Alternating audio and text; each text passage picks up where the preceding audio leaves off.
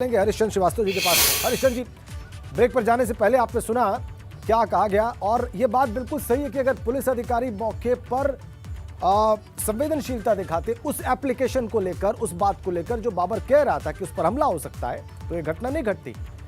हम देखते हैं कि अनेकों बार घटना घटने के बाद कार्रवाई की जाती है। अब आप लाइन हाजिर कर रही है, अब आप कोई एक्शन लीजिए, लेकिन बाबर की जान वापस नहीं आएगी। मैं ये जानना चाहता हूं कि ये कब खत्म होगा, हरिश्चंद्र जी?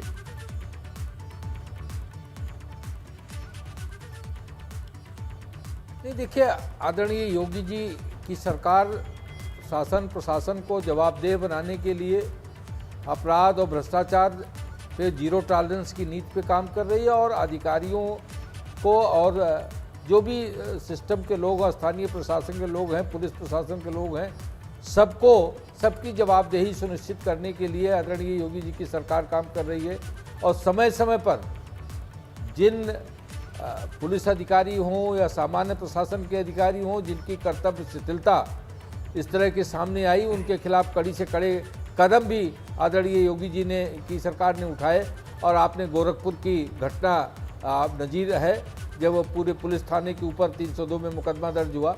तो ये बात अपनी जगह पे सही है कि अगर रामकोला थाने की पुलिस ने उसको समय से संज्ञान में लिया होता तो संभवतः इस तरह का ये जो घटना घटी, इससे ये बच सकती थी।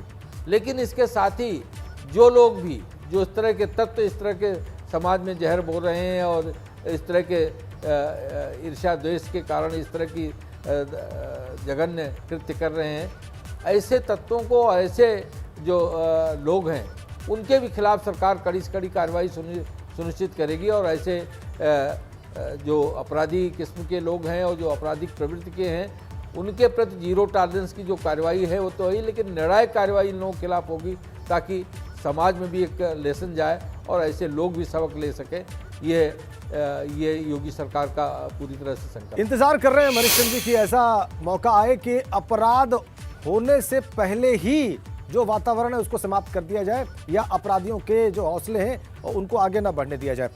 मेजर चतुर्वेदी, हम लोग बात कर रहे थे, आप उदाहरण दे रहे थे कि किसी का पर्चा छीन लिया गया, एमएलसी प्रत्याशी का, और किसी भाजपा के नेता ने ट्वीट नहीं किया, और यहाँ पर बाबर की जान चली गई, किसी समाजवादी पार्टी के नेता ने ट्वीट नहीं किया। उन्होंने कुछ नहीं कहा किसी गलत पर, इसलिए हम किसी गलत के खिलाफ नहीं बोलेंगे। ये तर्क कहां तक स्वीकार होगा, मेजर चतुर्वेदी?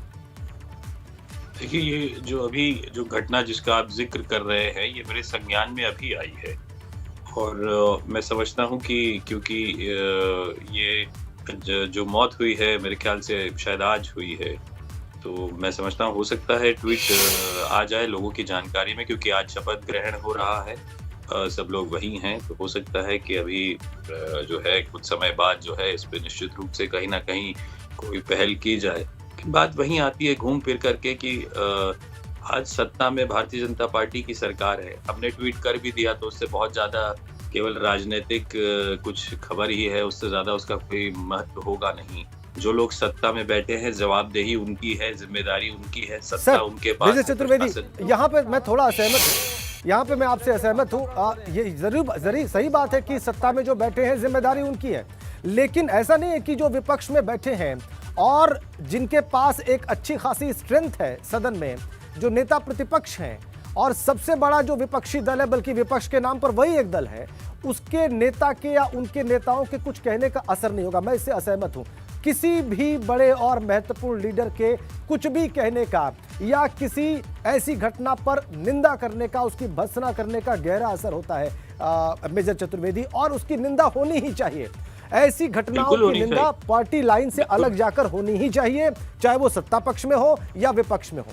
समाजवादी पार्टी के किसी भी नेता ने अभी तक समाजवादी नहीं, इसका तर्क वो दे रहे हैं द्वारा जो हरिश्चंद्र जी, वो कह रहे हैं कि हो सकता है बहुत जल्दी इस पर प्रतिक्रिया सामने आ जाए। जाहिर किया गया, जी जी जी, तो कोई निंदा की गई। ठीक है, वो कह रहे हैं कि इस पर बहुत जल्दी हो सकता है कोई प्रतिक्रिया सामने आ जाए। हमें भी इंतजार है कि क्या कहते हैं बड़े लीडर्स, और कैसे इसकी भर्त्सना करते हैं, और क्या संदेश देते हैं अपने समर्थकों को, अपने पॉलिटिकल जो कैडर है उनके लोगों को, कि क्या न किया जाए और क्या करने से बचा जाए।